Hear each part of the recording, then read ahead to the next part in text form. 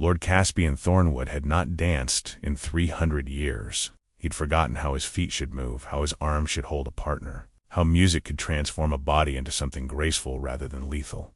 The other vampire lords considered dancing beneath their dignity, a frivolous mortal indulgence that served no strategic purpose. So when Caspian suddenly rose from his shadowed corner table in the Crimson Lantern Tavern and extended his hand toward a startled waitress, every vampire within psychic range felt the ripple of confused contempt. What none of them understood, what Caspian himself barely understood until the moment his instincts screamed the warning, was that a man in the crowd had been moving toward that waitress all evening with a blade hidden beneath his cloak. A man whose heartbeat carried the particular rhythm of someone about to commit murder, and the only way to save her without revealing what he was, without starting a bloodbath in a room full of innocent mortals, was to do something so unexpected, so ridiculous, so completely unlike a vampire lord, that even the assassin would hesitate. So Caspian danced, and in doing so, he began a chain of events that would transform everything he believed about the boundaries between his world and theirs. The Crimson Lantern was not the sort of establishment where vampire lords typically spent their evenings. It was a working tavern in the mortal quarter of the city, a place where laborers drank away their exhaustion, and merchants celebrated successful trades, and travelers sought warmth before continuing their journeys. The ale was passable, the food was hearty, and the entertainment consisted of a three-piece band that played the same dozen songs with varying degrees of competence. Caspian had come here by accident, or what he had convinced himself was accident. His usual haunts in the vampire quarter had grown tedious. The same conversations with the same lords about the same petty territorial disputes that had consumed vampire politics for centuries. He had wanted something different, something that reminded him why immortality was supposed to be a gift rather than an endless sentence of repetition. He had found a corner table, ordered wine he had no intention of drinking, and settled into the shadows to observe mortal life in all its chaotic vitality. The noise was overwhelming after the controlled silence of vampire gatherings. The smells were intense, sweat and ale and cooking meat, and 100 different perfumes and body odors competing for attention. The emotions were raw and visible, painted across faces that had never learned to hide what they felt. It was intoxicating. Not the wine, which sat untouched before him, but the sheer aliveness of the place. These people had decades at most. They knew their time was limited, and they lived with an urgency that vampires had long since forgotten. They laughed louder, loved harder, fought more fiercely over things that would not matter in a century because a century was longer than any of them would exist. The waitress had caught his attention immediately. Not because she was beautiful, though she was, in the particular way of mortals who had worked hard and smiled anyway. Dark hair pulled back from a face that showed the lines of frequent laughter, hands that moved with practiced efficiency as she navigated the crowded room, eyes that sparkled with genuine warmth when she greeted regular customers. Her name was Marlena. He had learned this by listening to others address her, by paying attention to the small details that most vampire lords would have considered beneath their notice.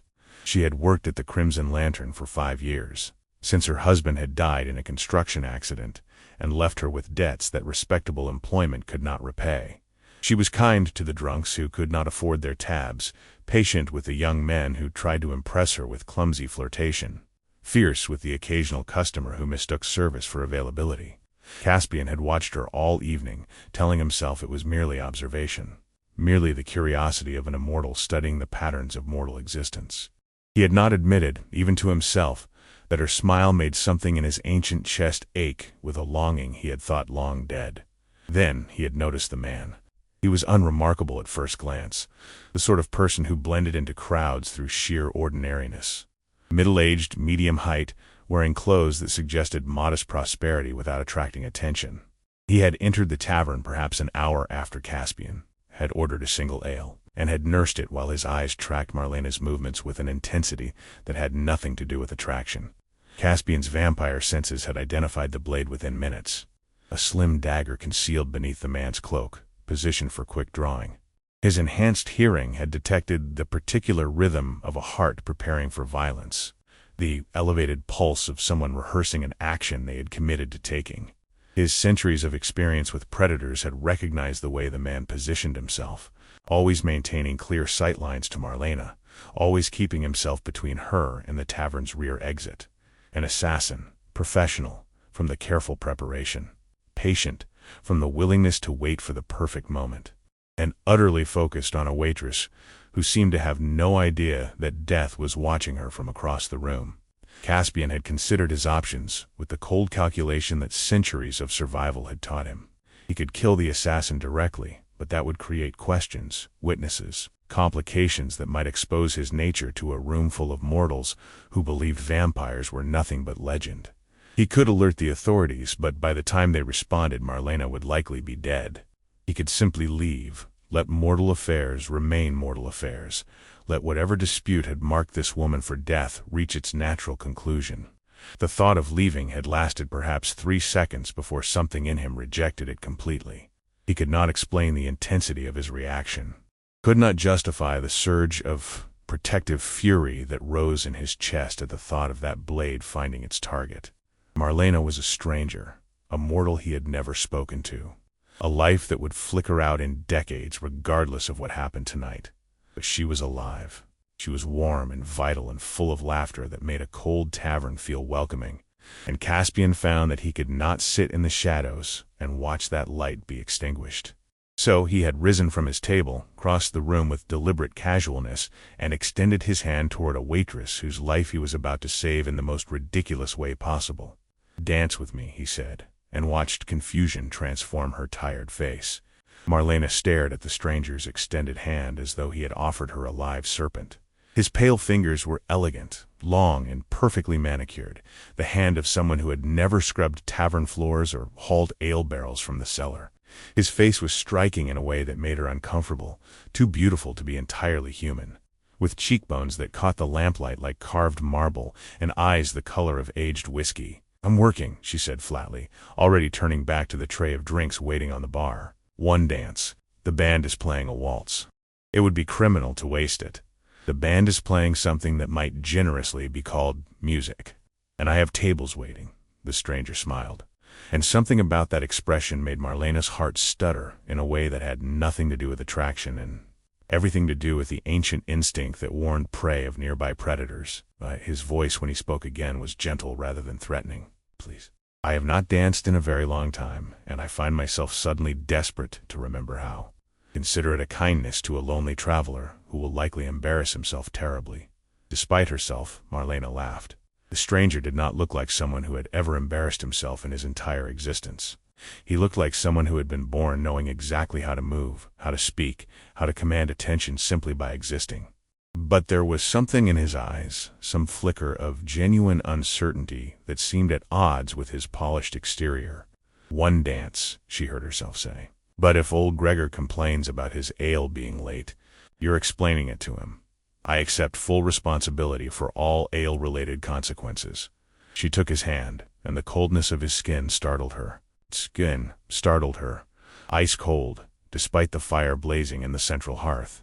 She started to pull back, some instinct screaming that this was wrong, that she should not be touching this stranger, that something about him was fundamentally different from anyone she had ever encountered.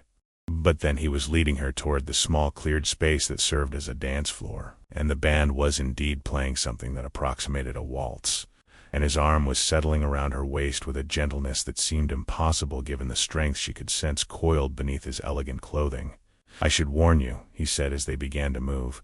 "I was not exaggerating about my lack of recent practice. I may step on your feet. You're doing fine so far. The dance has barely begun. Give me time to demonstrate my incompetence." Marlena found herself smiling despite her confusion. The stranger was awkward, she realized. Genuinely awkward, in a way that seemed almost endearing given his obvious physical grace. He knew the steps, his body remembered them, but there was a hesitation in his movements, a careful deliberation that suggested he was thinking about each motion rather than letting it flow naturally. "Relax," she said, surprising herself with the advice. "You're holding me like I'm made of glass. Perhaps I am concerned about breaking you. I've survived 5 years of dodging drunk miners and handsy merchants. I'm sturdier than I look." The stranger's smile widened, and some of the tension in his frame released. His movements became slightly smoother, slightly more confident, and Marlena found herself actually enjoying the dance despite the absurdity of the situation. When was the last time she had danced? Before Thomas died, certainly. Before her world had narrowed to the endless cycle of work and sleep and work again. "You're a natural," the stranger said, guiding her through a turn that she executed without thinking. "My husband taught me. He loved dancing. Said it was the only time he felt truly free." He sounds like a wise man. He was. Marlena felt the familiar ache of grief, dulled by years but never entirely faded. "He died 4 years ago. Construction accident, I'm sorry." The words were simple, but something in the stranger's voice gave them weight. He sounded like someone who understood loss, who had experienced it deeply and repeatedly, who knew that no words could truly help but offered them anyway because silence felt worse. "What about you?" Marlena asked, deflecting from the sudden heaviness in her chest. "What brings a man like you to a tavern like this? A man like me? You know what I mean. You're obviously wealthy, probably noble from the way you carry yourself. The Crimson Lantern isn't exactly a destination for the aristocracy." The stranger was quiet for a moment, guiding her through another series of steps while he considered his answer. "I grew tired of my usual surroundings, the same faces, the same conversations, the same endless repetition. I wanted to be somewhere alive, and you found the most average tavern in the merchant district. I found you." The words hung between them, carrying implications that made Marlena's cheeks flush with heat. She should pull away, should make some excuse, and return to her work. Should put distance between herself and this stranger who spoke like poetry, and moved like silk and looked at her as though she was something precious rather than a tired waitress approaching her 4th decade. Instead, she kept dancing. Caspian felt the assassin's attention sharpen as he guided Marlena through another turn, positioning her so that his body remained between her and the threat. The man had not moved from his table, but his posture had changed. Frustration evident in the tension of his shoulders and the tightening of his grip on his untouched ale. Good. Let him be frustrated. Let him wait for an opportunity that would never come. The psychic channels crackled with commentary from vampire lords who had somehow learned of his whereabouts. Lord Victor's voice came first, sharp with disbelief. "Thornwood is dancing, in a mortal tavern, with a waitress. Has the world ended, and no one thought to inform me?" Lord Marcus joined the conversation with characteristic disdain. "I always suspected Thornwood was peculiar. This confirms it. He has completely lost touch with appropriate behavior for our kind." "Perhaps he is hunting," suggested Lady Celeste, her tone carrying more curiosity than judgment. "Some vampires prefer to play with their food before consuming it." "He has not fed on a mortal in 2 centuries, Victor countered. "He maintains that absurd diet of animal blood and willing donors. This is not hunting. This is genuine fraternization with a common serving girl." Caspian closed the psychic channel, shutting out voices that understood nothing about what was happening, about the blade waiting for its moment, about the life he was protecting through the simple act of dancing. Let them mock. Let them whisper about his peculiarities. Their opinions meant nothing compared to the warmth of the woman in his arms, and the knowledge that every moment on this dance floor was a moment she remained alive. The song ended, but Caspian did not release her. He guided her into the next dance as though it were the most natural thing in the world, as though they had been partners for years rather than strangers who had met minutes ago. Marlena should have protested, should have remembered her duties, her tables, the impatient customers who were surely wondering where their ale had gone. Instead, she let herself be held. "You're getting better," she observed as they moved through a livelier tune. "Less like you're counting steps in your head. I had an excellent teacher. She told me to relax. She sounds wise. She works too hard and doesn't dance nearly enough." Marlena laughed, the sound surprising her. When was the last time she had laughed like this? Not the polite chuckle she offered to customers' weak jokes, not the tired amusement at her own circumstances, but genuine laughter that bubbled up from somewhere she had thought permanently sealed. "Tell me about yourself," Caspian said, the words casual but his attention intense. "What does Marlena dream about when she's not serving ale to ungrateful patrons? How do you know my name? I've been watching you all evening. The regulars call you Marlena. The young ones call you Marley when they think it might charm you." Old Gregor just grunts and points at his empty glass. "You've been watching me." She should have been alarmed, should have felt the danger that such attention implied. But there was something protective rather than predatory in his gaze, something that made her feel seen rather than stalked. "I find you fascinating. You move through this chaos like a dancer, even when you're not dancing. You remember everyone's preferences without being told. You handled difficult customers with grace that most diplomats would envy. He paused, guiding her through a turn. And you smile like someone who has found reasons to be happy, despite having reasons not to be. Marlena felt heat rise to her cheeks. You're very observant for someone who's been nursing the same glass of wine all night. I'm not much of a drinker. Then why come to a tavern? The question hung between them, and Caspian realized he did not have a lie prepared. He had spent so long maintaining careful deceptions, constructing elaborate explanations for his peculiarities, that the simple truth caught him off guard. Loneliness, he said finally. I wanted to be surrounded by life. By warmth. By people who feel things openly rather than hiding behind centuries of practiced composure. Centuries. He cursed himself silently. A slip, the kind that could expose everything. But Marlena was smiling, apparently taking his words as poetic exaggeration rather than literal truth. You talk like a character from one of those romantic novels the merchant wives pass around, she said. All brooding intensity and mysterious longing. I have been told I'm somewhat dramatic. Somewhat? Excessively, according to most of my acquaintances. I don't mind dramatic. Marlena's voice softened. Tomas was dramatic too. Grand gestures, sweeping declarations, the kind of man who made you feel like the center of the entire world when he looked at you. You must miss him terribly, every day. But it's different now. The missing has become part of who I am rather than something that consumes me. I've learned to carry it instead of being carried away by it. Caspian understood that kind of grief, had lived with it for centuries, the accumulated losses of everyone he had ever cared about. The knowledge that immortality meant watching beloved faces age and fade while he remained unchanged. He had learned to carry it too, had built walls around his heart to protect himself from the pain of new connections that would inevitably end in loss. But those walls felt very thin tonight, very fragile, very close to crumbling. The assassin moved. Caspian sensed it before he saw it, the shift in heartbeat, the tensing of muscles, the decision crystallizing into action. The man was rising from his table, hand moving toward the concealed blade. Eyes fixed on Marlena with the focused intensity of a predator finally committing to the strike. Caspian spun Marlena away from the threat, the movement disguised as an elaborate flourish that drew applause from nearby dancers.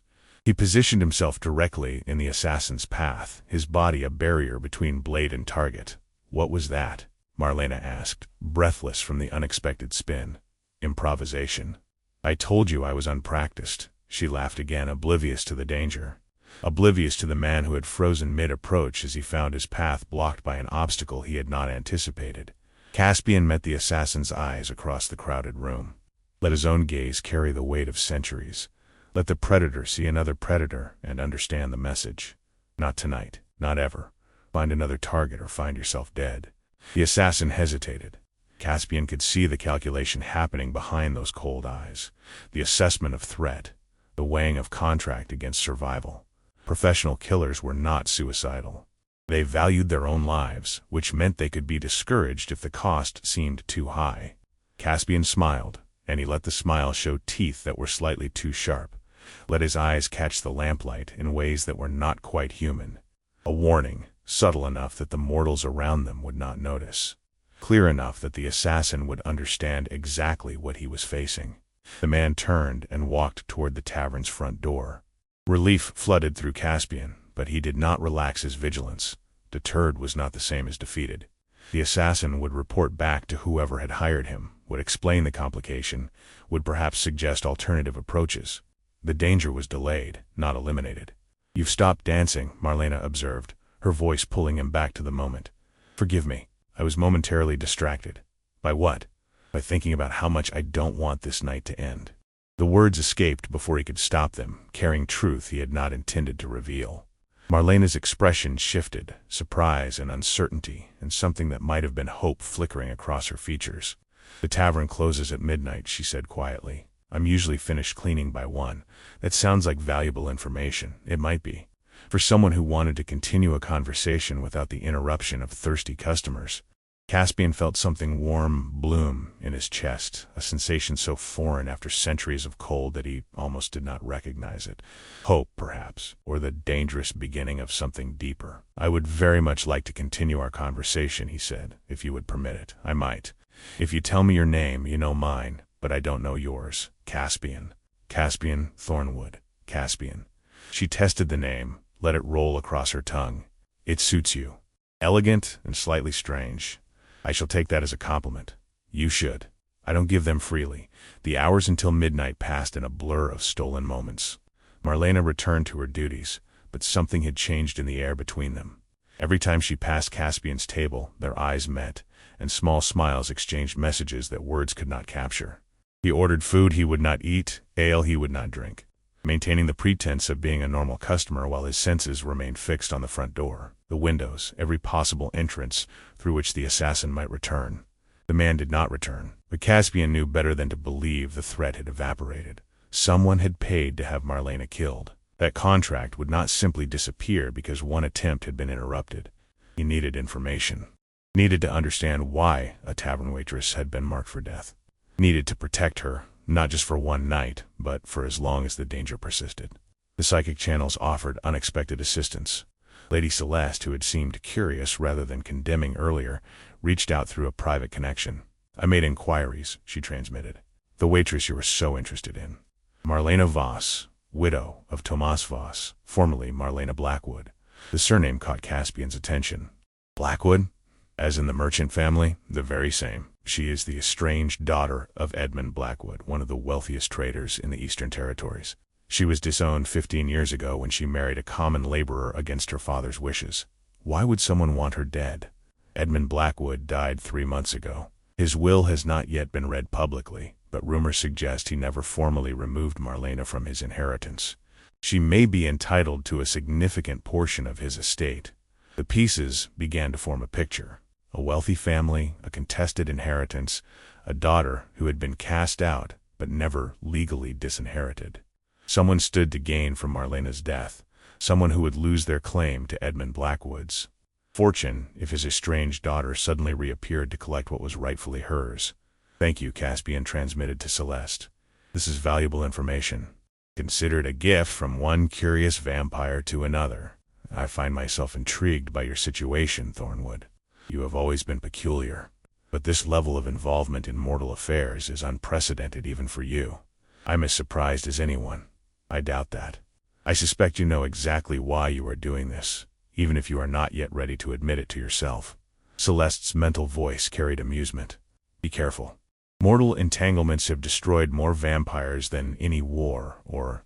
Hunter, I appreciate the warning, and I appreciate the entertainment. It has been centuries since anything interesting happened in vampire society. Your little drama is a welcome diversion. The connection closed, leaving Caspian alone with his thoughts and the growing certainty that protecting Marlena would require far more than one night of dancing. She was in danger she did not know existed, heir to a fortune she probably did not want, target of enemies who would not stop until she was dead or they were exposed. He should walk away, should let mortal affairs remain mortal affairs, should protect his own position, his own secrets, his own carefully constructed existence that depended on remaining invisible to the world of men. But every time he looked at Marlena, every time he caught her smile across the crowded tavern, every time he remembered the warmth of her hand in his, walking away became more impossible. Midnight came slowly, the tavern gradually emptying as customers finished their drinks and stumbled home to wives, or beds, or whatever awaited them outside these warm walls. Caspian remained at his table, watching Marlena move through the closing routines, wiping down tables and collecting abandoned glasses and counting the night's earnings with practiced efficiency. Old Gregor, the tavern's owner, eyed Caspian with suspicion as he locked the front door. You planning to leave sometime tonight, stranger? I was hoping to wait for Marlena. We have unfinished conversation. Gregor's expression hardened. Marlena's a good woman. Been through enough without some fancy lordling toying with her. I have no intention of toying with anyone. They never do.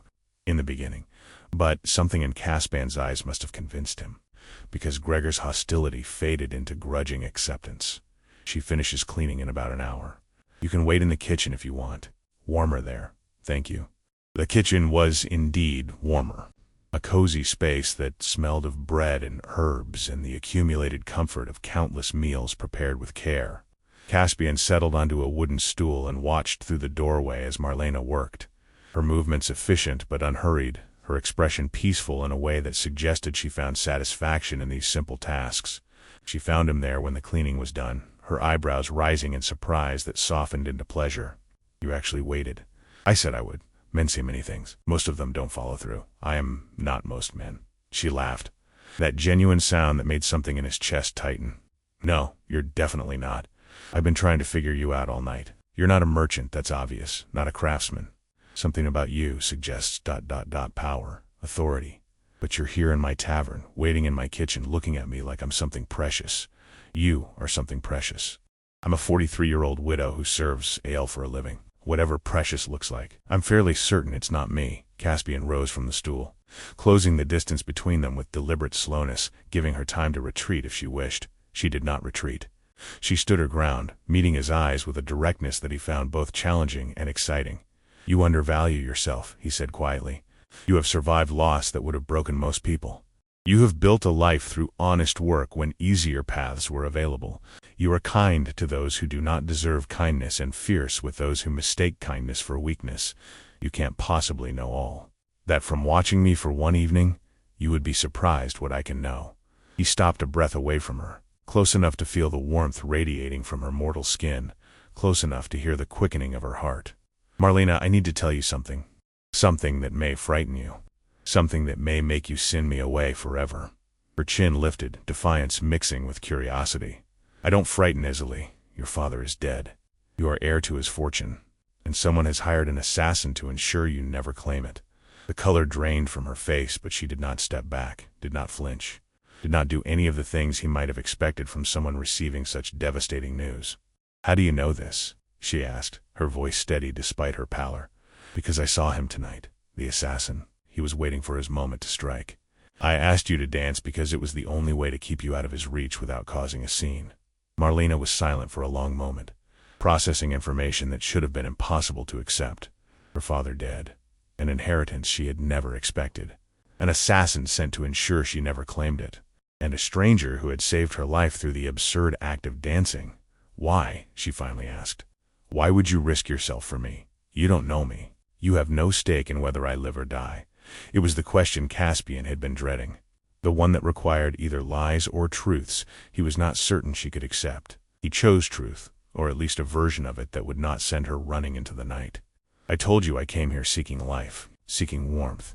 You are the warmest thing I have encountered in longer than you could possibly imagine." He paused, searching for words that would convey meaning without revealing everything. "When I saw the danger you were in, something in me refused to allow it. I cannot explain it more rationally than that. That's not an explanation. That's poetry pretending to be an answer. Perhaps. But it is the truth nonetheless." Marlena studied him with eyes that seemed to see more than they should, that cut through his careful composure to something vulnerable beneath. "There's something you're not telling me. Something important. I can feel it. There are many things I am not telling you. Some of them are not mine to tell. Some of them would change how you see me forever. And you're not ready for that change. I am not certain you're ready for it." She laughed, a sound without humor. "Just learned that my estranged father is dead, that someone wants to kill me for an inheritance I didn't know I had, and that a mysterious stranger saved my life by asking me to dance. I think my capacity for accepting strange revelations has been thoroughly tested tonight. This revelation is stranger than most. Try me." Caspian hesitated, weighing risks against possibilities. If he told her what he was, she might flee in terror. Might expose him to the mortal authorities who still hunted vampires in some territories. Might reject everything that had passed between them as manipulation or predation. But she might also accept it. Might see past the monster to the man who had chosen to protect her. Might understand that his centuries of existence had led to this moment, this choice, this connection that felt more real than anything he had experienced in longer than he could remember. "Not tonight," he said finally. "Tonight you need to process what you have already learned. Tomorrow, if you still wish to know, I will tell you everything. You're assuming there will be a tomorrow. I am ensuring it. The assassin retreated tonight, but he will return. His employers will not abandon their contract simply because one attempt failed. You need protection, and you're offering to provide it. I am. Why should I trust you? You've admitted you're hiding things from me. You appeared from nowhere with information about threats I didn't know existed. For all I know, you could be part of the conspiracy. If I were part of the conspiracy, you would already be dead. I had numerous opportunities tonight to allow the assassin to strike, Instead, I intercepted him. Instead, I am standing in your kitchen, offering warnings and protection. Marlena considered this, her expression thoughtful rather than frightened.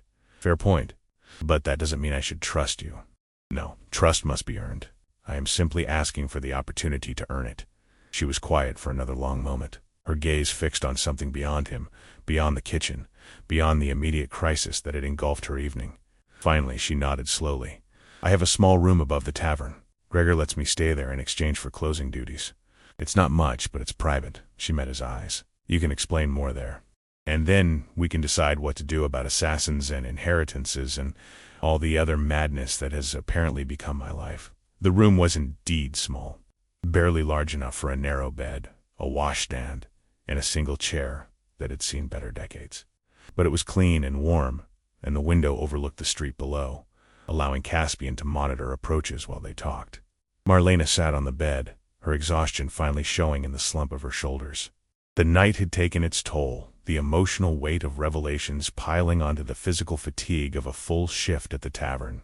She looked fragile in a way she had not seemed while dancing, while laughing, while challenging him with questions he could not easily answer. Tell me about my father, she said quietly. I haven't spoken to him in 15 years. Haven't thought about him much either, if I'm honest. He made his choice when he disowned me. I made mine when I married Tomas anyway. From what I have learned, he died 3 months ago. Natural causes, apparently. His will has not been publicly read, but there are rumors that you were never formally removed from it. That doesn't make sense. He was furious when I left. Said I was dead to him. Said I had betrayed everything the family stood for by marrying beneath my station. Perhaps his fury faded with time. Perhaps he regretted words spoken in anger. People change, even those who seem most rigid. Or perhaps he simply never got around to changing the paperwork. Marlena's voice was bitter. That would be more like him. Efficient in business, careless with everything else. Whatever his reasons, the result is the same. You are potentially heir to a significant fortune. And someone, probably another family member who stands to inherit if you are eliminated, has decided that murder is preferable to sharing. My brother. The word came out flat, without surprise. Edmund Jr. Eddie.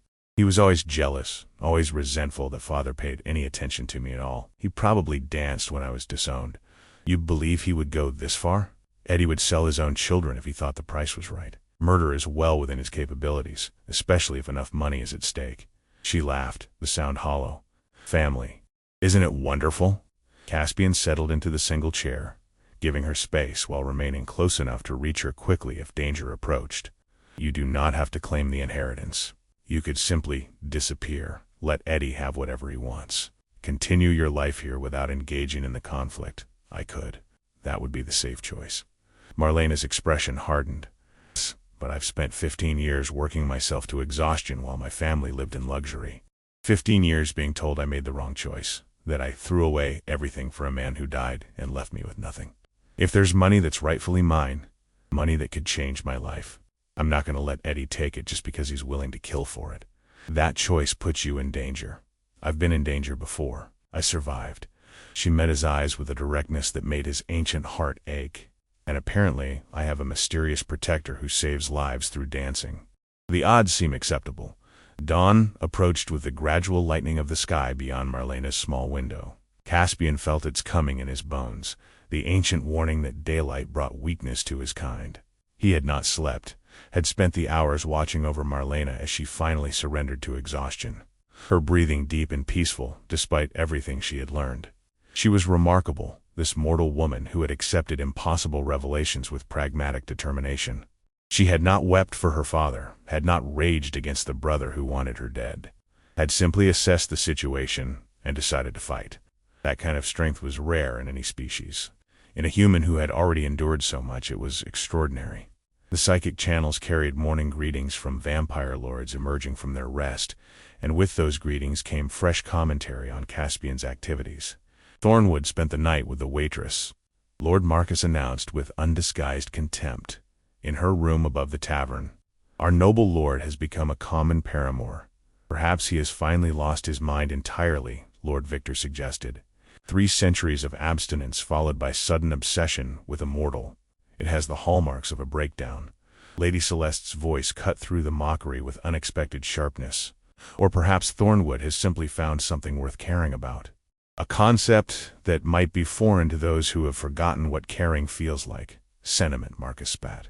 Weakness disguised as virtue. Strength, Celeste countered. The strength to feel when numbness would be easier. The strength to protect when indifference would be safer. Is not weakness, Marcus. That is courage of a kind you have never possessed. The channel dissolved into argument, and Caspian closed his connection to it. He did not need their approval, did not want their understanding. What was happening between him and Marlena existed outside the politics and prejudices of vampire society. Marlena stirred as morning light began to fill the room, her eyes opening slowly, confusion giving way to recognition as memory returned.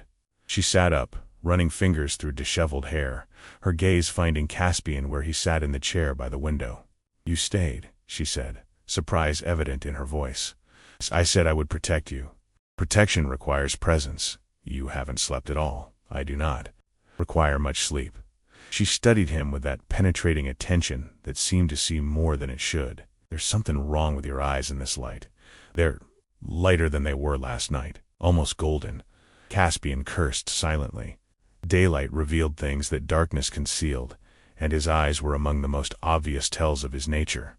He should have positioned himself away from the window, should have maintained the shadows that helped him pass as human. "Caspian." Marlena's voice was quiet but firm. "You said you would tell me everything today. Whatever secret you're hiding, I need to know, especially if my life depends on trusting you." He could deflect again, could construct another excuse, another delay. But she deserved better than continued deception, and he found that he could no longer maintain barriers that kept her at a distance. "What I am about to tell you may change everything," he said slowly, "may make you fear me, may make you send me away, but I will not lie to you, Marlena. Not anymore. Then tell me, I'm a vampire." The words hung in the air between them, simple and impossible and utterly transformative. Marlena's expression shifted through several emotions. Disbelief and fear and confusion in something that might have been dark humor, before settling into careful neutrality. "A vampire," she repeated flatly.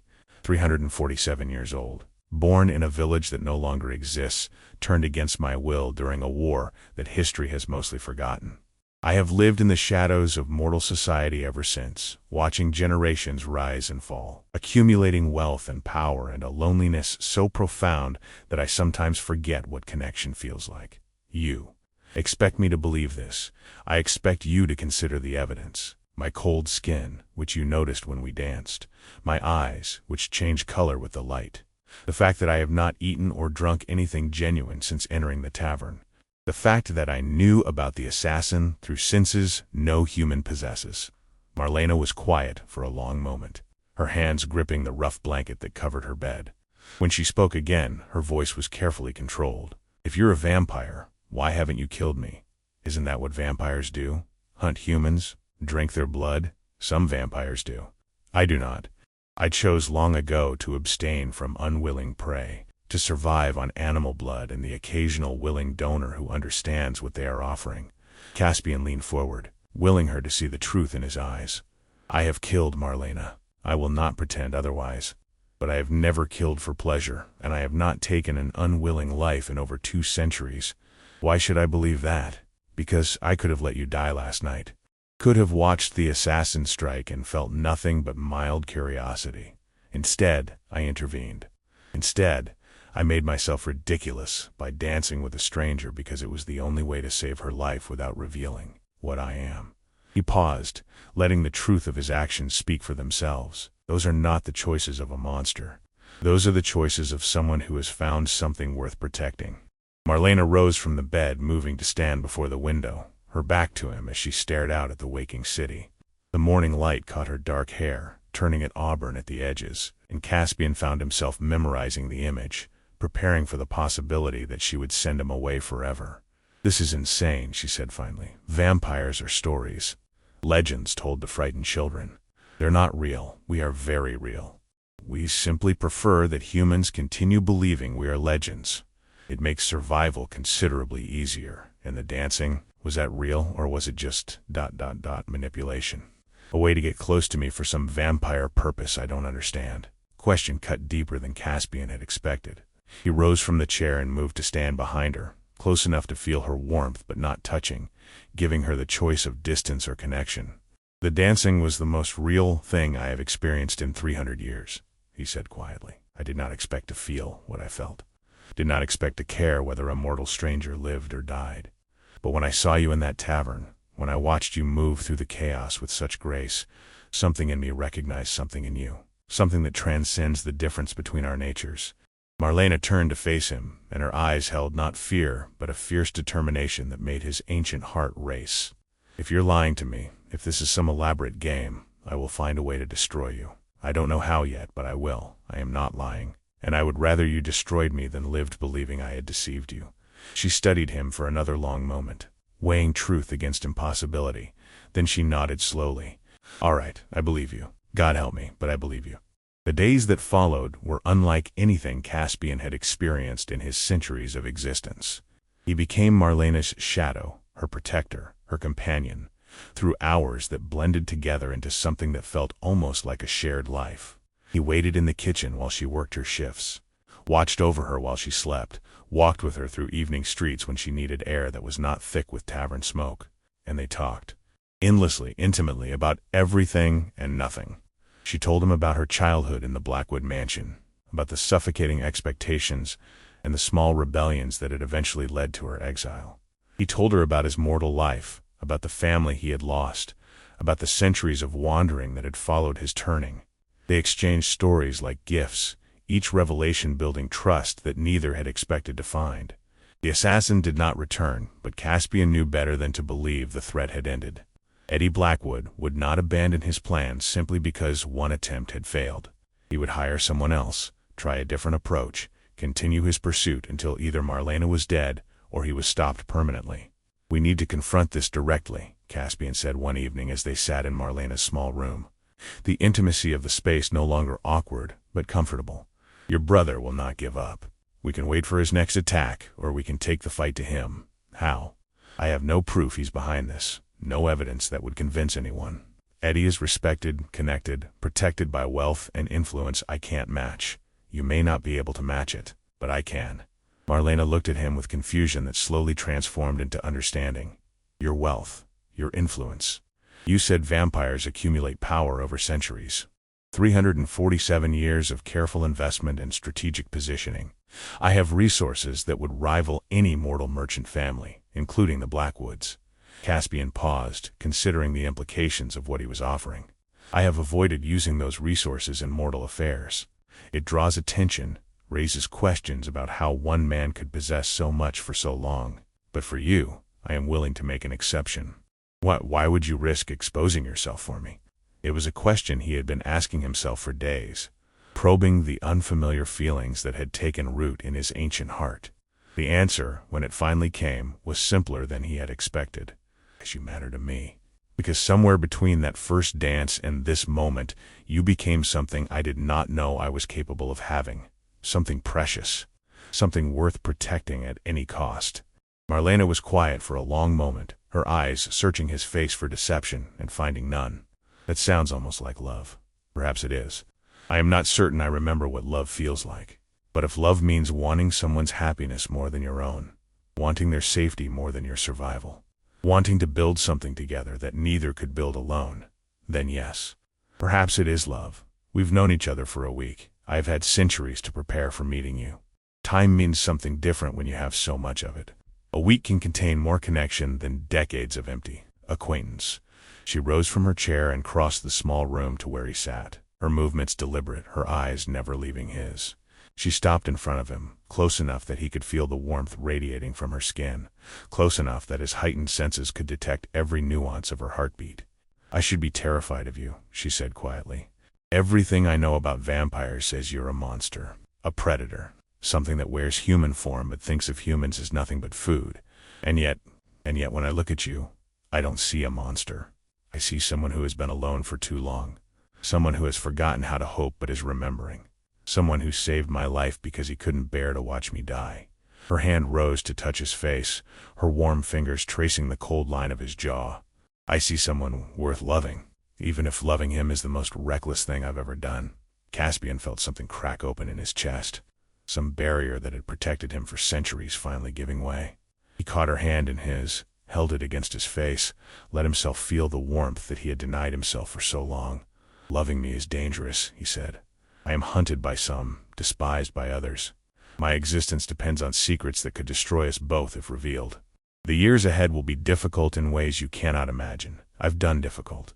I married a poor man against my family's wishes and never regretted it. I survived his death and rebuilt my life from nothing. I've been poor and tired and alone, and I'm still standing." Her voice strengthened with conviction. "Whatever comes, I would rather face it with you than face safety without you, even knowing what I am, especially knowing what you are. Because what you are is someone who chose compassion over cruelty, who chose protection over predation, who chose to dance with a tired waitress when he could have walked away and let her die." She smiled, that warm expression that had captured him from the first moment. "That's not a monster, Caspian. It's a man. A strange, ancient, impossible man, but a man nonetheless." He rose from the chair, bringing them face to face, her warmth meeting his cold in the small space between them. "If we do this, if we stand together against your brother, against anyone who threatens you, there will be no going back. Our lives will become entangled in ways that cannot be easily undone." "Good. I don't want easily undone. I want complicated and difficult and real. I want to build something that matters, even if building it is hard. Then we build it together." The psychic channels exploded with reaction when word spread of Caspian's intention to involve himself in mortal inheritance disputes. Lord Marcus called it unprecedented. Lord Victor called it madness. Several lesser lords called it a betrayal of everything vampire society stood for. But Lady Celeste's voice cut through the noise with quiet support. "Thornwood has found something worth fighting for. Those of us who have forgotten what that feels like should perhaps remain silent rather than mock what we cannot understand." Lord Soren Duskfall, ancient and rarely heard, added his own observation. "There was a time when vampires protected mortals as often as we preyed upon them. Perhaps Thornwood is simply remembering what the rest of us have chosen to forget." The criticism continued, but Caspian found he did not care. Let them whisper. Let them mock. Let them wonder what madness had possessed the reclusive Lord Thornwood. He had found something worth more than their approval. Something worth more than centuries of careful isolation and accumulated power. He had found Marlena, and nothing else mattered. The confrontation with Eddie Blackwood came sooner than expected. Caspian had planned a careful campaign, using his resources to investigate the assassination attempt to gather evidence, to build a case that would expose Eddie's crimes to authorities who could not be bought. But Eddie moved first, apparently alarmed by rumors that his estranged sister had acquired a powerful protector. He came to the Crimson Lantern on a busy evening, accompanied by 4 guards whose bearing marked them as professional killers rather than mere bodyguards. The tavern fell silent as they entered, customers recognizing the Blackwood crest on their uniforms, understanding that wealth and power had just walked through the door with violent intent. Marlena was serving tables when her brother appeared. She froze, her tray of drinks trembling in suddenly unsteady hands, her face going pale as childhood memories collided with present danger. Eddie had aged in the 15 years since she had last seen him, his once handsome features grown soft with indulgence, his eyes carrying the cruel satisfaction of someone who had always gotten what he wanted. "Sister," Eddie said, his voice carrying across the silent room. "How touching to find you here, serving ale to peasants. Father would be so proud. Father is dead." Marlena's voice was steadier than her hands. "As you well know. Indeed he is. And his will is finally being read tomorrow. Which makes tonight rather significant, don't you think?" Eddie smiled, the expression holding no warmth. "I've come to offer you a choice. Sign away your inheritance rights and you can continue your quaint little life here unmolested. Refuse, and ... well, the streets are dangerous at night. Accidents happen. Like the accident you arranged last week, the assassin who was supposed to kill me during my shift." Eddie's smile flickered, surprise breaking through his composure. "I don't know what you're talking about. Of course you don't." Marlena set down her tray with deliberate care. "But I do, and so does someone else. Someone who has been protecting me ever since your first attempt failed." Caspian emerged from the shadows of his corner table, and the temperature in the room seemed to drop several degrees. He moved with a fluid grace that marked his kind, each step precise and purposeful, his eyes fixed on Eddie with an intensity that made the merchant's guards reach for their weapons. "Edmund Blackwood, Jr.," Caspian said, his voice carrying the weight of centuries. "You have made a significant miscalculation. Eddie's composure cracked further, uncertainty replacing arrogance. "Who the hell are you?" "I am Lord Caspian Thornwood, your sister's protector, and the person who will destroy everything you value if you persist in threatening her." "Lord Thornwood?" Eddie's face shifted through recognition, fear, and forced bravado. "The recluse. The eccentric noble who never attends court functions." He laughed, though the sound was strained. "You expect me to be frightened of a hermit who hides in his fortress and lets the world pass him by? I expect you to be intelligent enough to recognize when you are outmatched." Caspian stopped a few feet from Eddie, close enough that the merchant could see the unnatural stillness of his features, the predatory intensity of his eyes.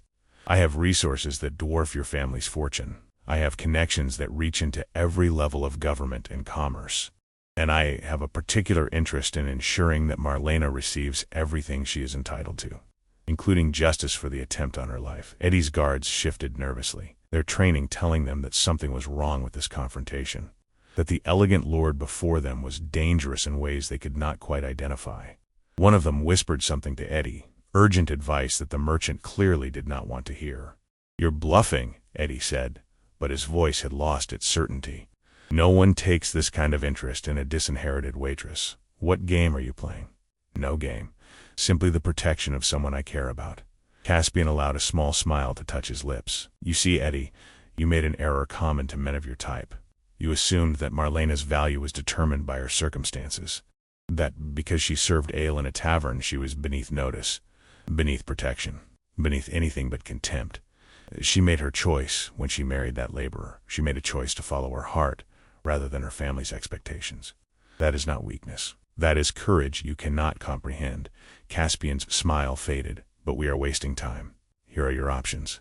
First, you withdraw your opposition to Marlena's inheritance claim, confess to the assassination attempt, and accept whatever consequences the authorities deem appropriate. And if I refuse, then I will dedicate my considerable resources to your complete destruction. Every secret you have hidden, every bribe you have paid, every law you have broken will be exposed.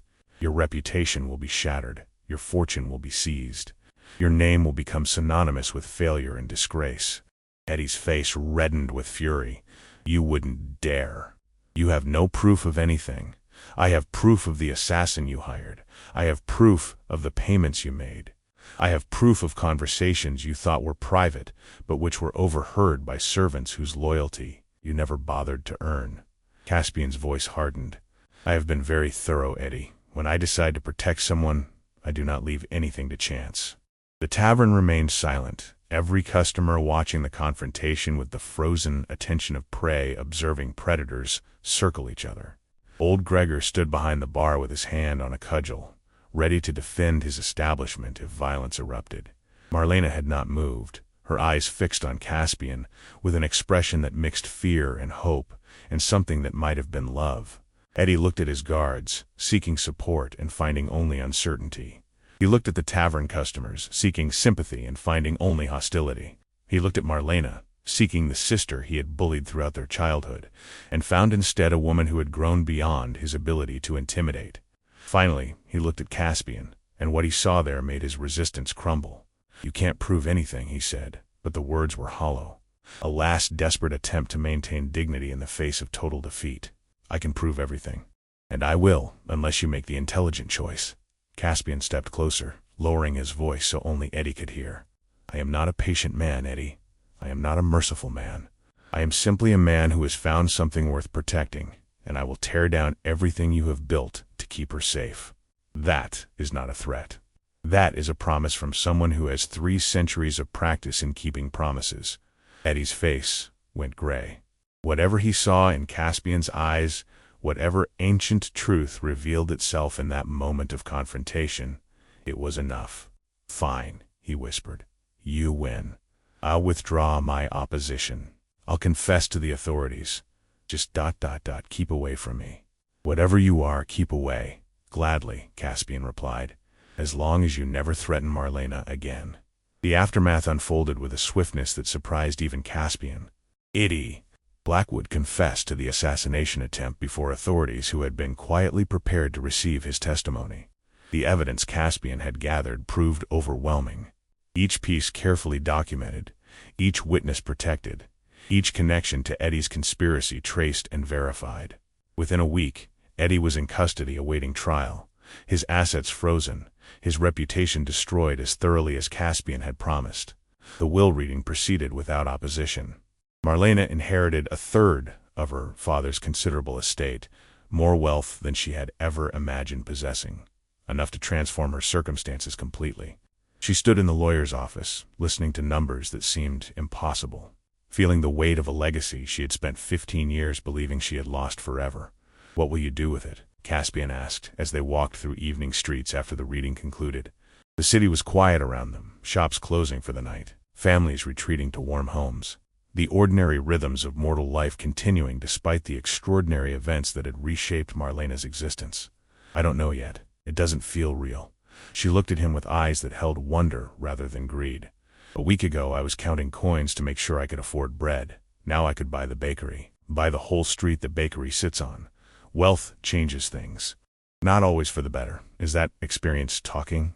3 centuries of accumulated fortune. 3 centuries of watching wealth corrupt those who possess it. Of seeing people transformed by money into something they would not recognize." Caspian paused, choosing his words carefully. "You are stronger than most. But the temptation to become someone else, someone harder, someone who values gold more than connection, that temptation is powerful." Marlena was quiet for a moment, considering his warning. "What if I don't want to change? What if I want to use the money to help people rather than accumulate more of it? Then you would be extraordinary, and I would expect nothing less from you."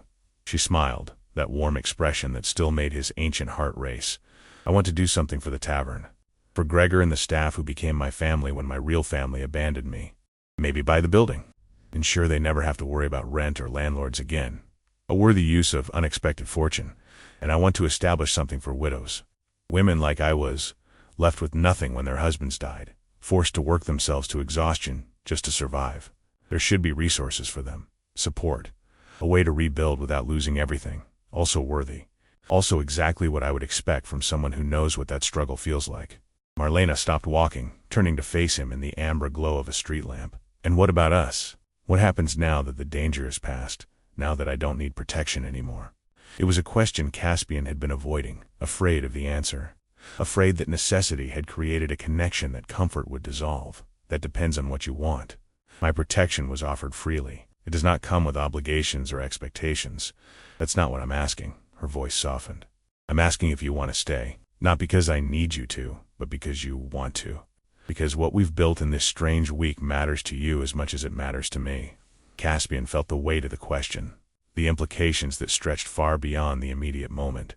Sfang meant revealing himself further, meant building a life with a mortal whose years were numbered, meant opening himself to loss that would inevitably come.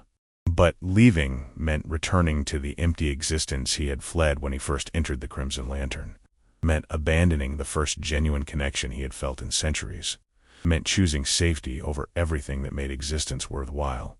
"I want to stay," he said quietly. "I want to build something with you, whatever that looks like, however long it lasts.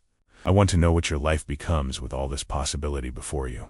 I want to be part of it, if you'll have me. Even knowing that I'll grow old, that I have decades at most while you have centuries, even knowing that. The alternative is continuing without you, and I find that I cannot bear the thought of that emptiness." He reached for her hand, her warmth meeting his cold. "Time means something different when you have so much of it. A decade with you would be worth more than centuries alone." Marlena's eyes glistened in the lamplight. "You really mean that?" "I have not meant anything this strongly in 300 years. She rose on her toes and kissed him, her warm lips meeting his cold ones in a contact that should have been impossible, that defied every boundary between their kinds. Caspian felt the kiss resonate through his entire being, felt barriers he had maintained for centuries finally and completely fall. The psychic channels buzzed with commentary as vampires sensed the shift in him, the fundamental change in a lord who had been known for his isolation and restraint. Some mocked, some condemned, some simply observed with curiosity what would become of this unprecedented connection. But Lady Celeste's voice rose above the noise with quiet approval. "He has chosen, proven, and in choosing, he has proven that even the oldest among us can still surprise ourselves." Lord Sorin added his own observation. "There was a time when such connections were celebrated rather than condemned, when vampires who found love, even mortal love, were honored for their courage rather than mocked for their weakness. Perhaps, Lady Celeste replied. It is time we remembered that time. Perhaps. Thornwood is showing us what we have forgotten.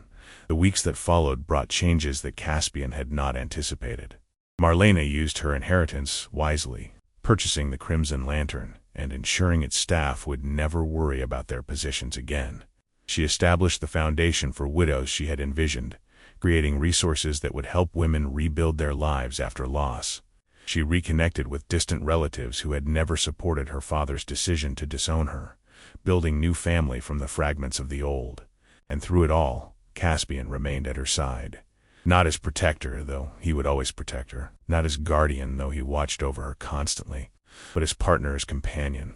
As the other half of a connection that defied everything vampire society believed about the boundaries between their kind and mortals. Old Gregor accepted the situation with the pragmatic wisdom of someone who had seen too much to be surprised by anything. You make her happy, he told Caspian one evening, watching Marlena laugh with customers in the tavern she now owned. That's all that matters. Whatever you are, whatever secrets you're hiding, you make her happy. She makes me happy as well, Caspian admitted. Happier than I have been and longer than you could imagine. Then hold on to that. Happiness is rare. When you find it, you fight for it, regardless of what anyone else thinks. Part 10, a year passed, then another, and the life Caspian built with Marlena became something he had never imagined possible. They maintained 2 homes, his fortress in the vampire quarter for the daylight hours, when his nature demanded darkness. Her renovated apartment above the Crimson Lantern for the evenings when she still insisted on working despite no longer needing the income. She refused to become a woman of leisure, refused to let wealth transform her into someone she did not recognize. Work keeps me connected, she explained, when Caspian suggested she might rest more, to real people, real problems, real life. I don't want to forget what struggle feels like just because I'm not struggling anymore. He understood. He had watched countless wealthy mortals lose themselves in the cushion of comfort, had watched compassion erode as distance from hardship grew. Marlena was determined not to let that happen, and her determination was one of the many things he loved about her. The vampire lords eventually stopped commenting on his relationship, the novelty fading into acceptance, or at least indifference. Some, like Lady Celeste and Lord Sorin, expressed genuine support. Others, like Lord Marcus and Lord Victor, maintained their disapproval, but ceased their active mockery. A few younger vampires even approached Caspian privately, confessing their own connections to mortals, seeking guidance from someone who had navigated these forbidden waters successfully. You've started something, Celeste told him during one of their rare face-to-face meetings, a quiet revolution. Vampires are beginning to question the rigid separation we've maintained for centuries. I started nothing. I simply followed my heart. That is precisely what makes it revolutionary. Hearts have been out of fashion in vampire society for too long. Marlena's foundation flourished, helping hundreds of widows rebuild their lives. She expanded its scope to include orphans, abandoned children, anyone who had been left behind by fortune's cruel randomness. The Blackwood fortune, once hoarded by a family that valued gold over connection, was being transformed into something that actually helped people. Eddie Blackwood died in prison during his 3rd year of incarceration, killed by fellow inmates who had learned what he had done. Marlena received the news with complicated emotions, grief mixed with relief, mixed with the strange emptiness that comes when an enemy is removed from the world. I should feel something more, she told Caspian that evening. He was my brother. We shared a childhood, however unhappy. But I feel nothing except tiredness, tired of the whole ugly history. That is often how old wounds feel when they finally close. Not triumph, not satisfaction, just exhaustion and the hope that healing can begin. Is that how you felt? About the people who hurt you in your mortal life? I felt many things over many years. Rage at first, then grief, then a numbness that lasted longer than I care to admit. Eventually I found something like peace, but it took centuries. He pulled her close, her warmth a constant comfort against his cold. You will find your peace faster. You have better reasons to heal than I did. What reasons? Purpose, connection, love. He kissed her forehead gently. I had none of those for a very long time. You have all of them. The years continued to pass and Marlena aged while Caspian remained unchanged. Gray appeared in her dark hair, lines deepened around her eyes. Her movements grew slightly slower, though never less graceful. She was 50 now, then 55, then 60. Time claiming her in the way it claimed all mortals, while her vampire partner watched with an ache that never faded. "You're staring at me again," she said one evening, catching him watching her from across the room. "That look you get when you're thinking about mortality. I cannot help it. Every year you become more precious precisely because every year is one fewer remaining. That's morbid. That's realistic. I have never pretended that our situation was anything other than what it is." Marlena crossed the room to stand before him, taking his cold hands in her warm ones. "Do you regret it? Choosing me, knowing how it would end?" "Never. Not for a single moment." He raised her hands to his lips, kissing them with the reverence he had shown her from the beginning. "Regret requires wishing things were different. I would not change a single day we have shared. Not even if changing them could spare me the pain of losing you. You could turn me."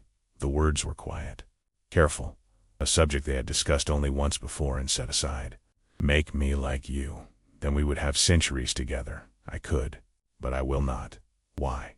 "Because you love the sun. Love the taste of food, the warmth of summer, the simple pleasures that transformation would steal from you. Because becoming vampire means becoming something fundamentally different. And the woman I love is exactly who she is right now." He paused, finding words for feelings that went deeper than language.